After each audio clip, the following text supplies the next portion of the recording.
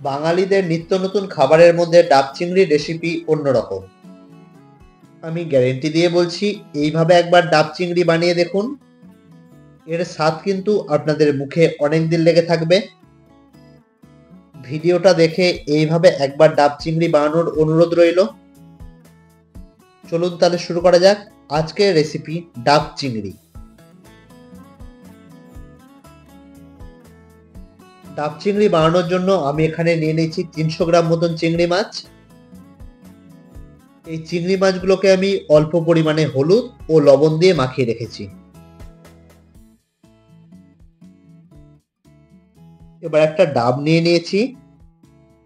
ডাবের সামনে থেকে মুখটাকে এইভাবে কেটে নিয়েছি। ডাবের উপরের অংশটা দম দেওয়ার জন্য কাজে লাগবে। এবার ডাবের জলটা একটা পাত্রের মধ্যে রেখে দিয়েছি। এবার ডাবের মধ্যে থাকা মালাইটা একটা পাত্রের মধ্যে তুলে রেখে দেব। তবে পুরো মালাইটাকে আমরা পাত্রে রাখবো না, 50% মালাই ডাবের মধ্যে থাকবে, 50% মালাই আমরা পাত্রের মধ্যে তুলে রেখে দেব। এবার একটা মিক্সারের মধ্যে দিয়ে দিচ্ছি 3 চামচ সাদা সর্ষে, 2 চামচ কালো সর্ষে, 3 চামচ পোস্ত, পরিমাণ মতন লবণ, 3 থেকে 4টে কাঁচা লঙ্কা, ডাবের জল ও 50% রাখা মালাই। সমস্ত কিছু আমরা ভালোভাবে পেস্ট করে নিয়েছি।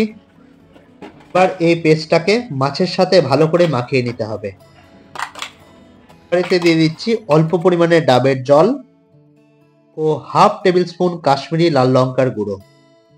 সমস্ত মশলাগুলোকে ভালো করে মাখিয়ে নিয়েছি। এবার মাখিয়ে নেওয়া এই মাছগুলোকে ডাবের মধ্যে দিয়ে দিচ্ছি। 3 থেকে 4 পিস মাছ দেওয়ার পরে তাতে দিয়ে দিচ্ছি নারকেল দুধ। নারকেল দুধ আপনারা খুব সহজেই বাজার থেকে কিনে নিতে পারবেন। এবার আরো 2 থেকে 3টে মাছ দেওয়ার পরে তাতে দিয়ে দিচ্ছি 1 থেকে 2 টেবিল স্পুন সর্ষের তেল।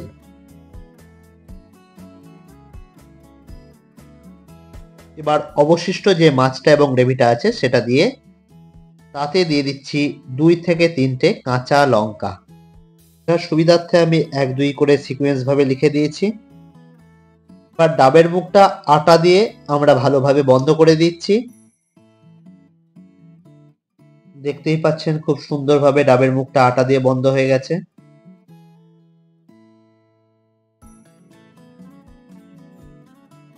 এবার যে স্ট্যান্ডগুলো আমরা টেবিলে গরম পাত্র রাখার জন্য ব্যবহার করি সেই স্ট্যান্ডগুলো আমরা ব্যবহার করব।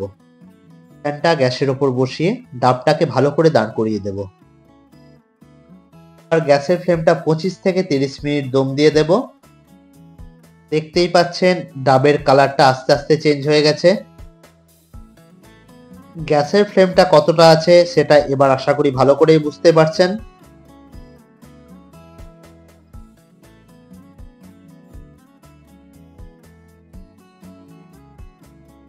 দেখতেই পাচ্ছেন জল ডাবের বাইরে বেরিয়ে আসতে শুরু করেছে।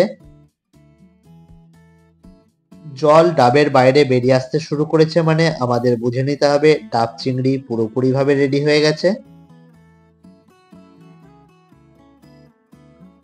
পরিবেশনের আগে এইভাবে মুখটাকে খুলে নিতে হবে।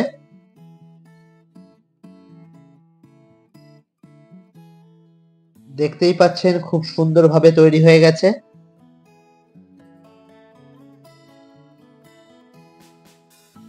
তাহলে আজকের ছিল এই রেসিপি। কেমন লাগলো সেটা অবশ্যই জানাবেন।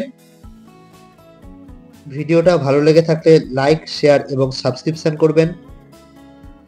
স্বাদ ও স্বাস্থ্যকর সকলে ভালো থাকবেন, সুস্থ থাকবেন। দেখা হচ্ছে পরের ভিডিওতে। ধন্যবাদ।